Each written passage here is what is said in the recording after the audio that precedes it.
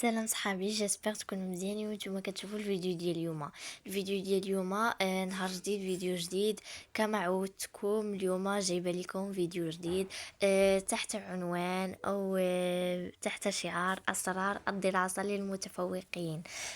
جيت اليوم نعطيكم اسرار المتفوقين للدراسه، بما اننا يعني على استعداد لبدء ان شاء الله الاختبارات. جبت لكم هنا اسرار المتفوقين واسرار حل الاختبارات.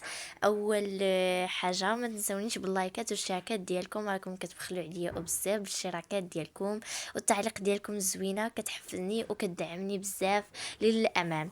المهم، اول سر اللي هو حاولوا دائما قبل ما تحفظوا اي درس تبداو يعني الدرس ديالكم قراءة شوية ديال القرآن.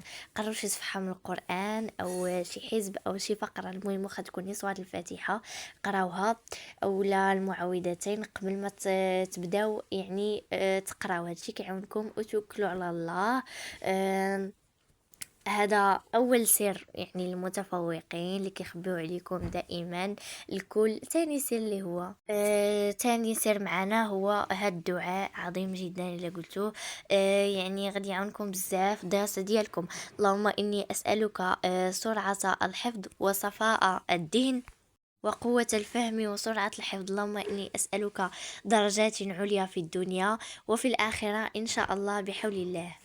ثالث سر اللي هو خصكم تسكروا الجوال ديالكم، يعني التليفونات ديالكم ما يكونش حداكم وقت القرايه. الا كنتو دايرين شي بروف يعني كيشرح لكم شي درس نتوما متبعين معاه، يعني ولا خليتو فيه يعني القران ولا شي حاجه خفيفه هكا. المهم الموسيقى ممنوع، وكنصحكم تبعدوا عليكم كاع التليفون، حيت كتاخذوا بزاف ديال الوقت في المذاكره. الى بعدتوا عليكم يعني التليفون والمشتتات، غادي تاخدوا وقت اقصر في المذاكره. رابع سر اللي هو حاول ان تجلس في مكان هادئ ومريح. الدراسه دائما خصكم تجلسوا في شي مكان هادئ ومريح. عاوتاني رابع سر اللي هو خصكم ضروري تاخدوش بزاف ديال المنبهات كالشاي كالقهوة يعني عصائر، يعني ما تاخدوهمش بكثرة كل ساعة، صباح عشية فطور.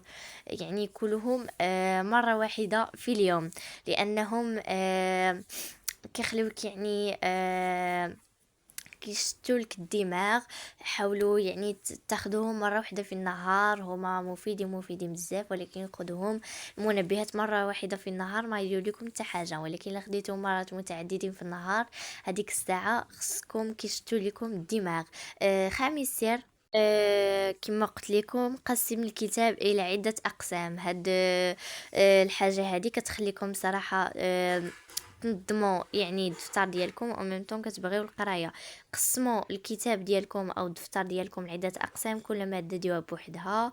سادس سر، حاول مكافأة نفسك بالحاجه اللي كتبغيها نتايا. يعني ضروري ماشي غنبقاو نضغطوا على راسنا وما نرتاحوش نهائيا. كافئوا نفسكم ولو بشي حاجه بسيطه اللي كتبغيوها نتوما. السابع يعني سر، نوضوا مع الصباح الباكر الفجر، او لا يعني مع هذيك العشيه، مع هذيك 8 ولا 7 د العشيه. راجعوا، حيت اكبر خطا كديروا هو المراجعه بالمدرسه او الجامعه، هذا اكبر خطا.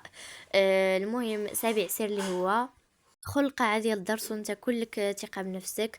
اللهم ادخلني، وقول هاد الدعاء: اللهم ادخلني مدخل صدق واخرجني مخرج صدق.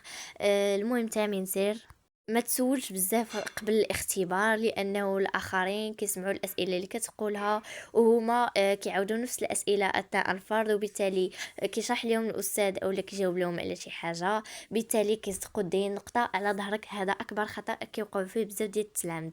وتاسع سر اللي هو وما تفكرش تغش، لانه الله راه كيراقبنا. ولا قلتي يعني ما شافكش الاستاذ ولا شي حاجه، قال رسول الله صلى الله عليه وسلم: من غشنا فليس منا. وايضا يعني الى خسرتي في شي حاجه الله كيعوضك في شي حاجه اخرى.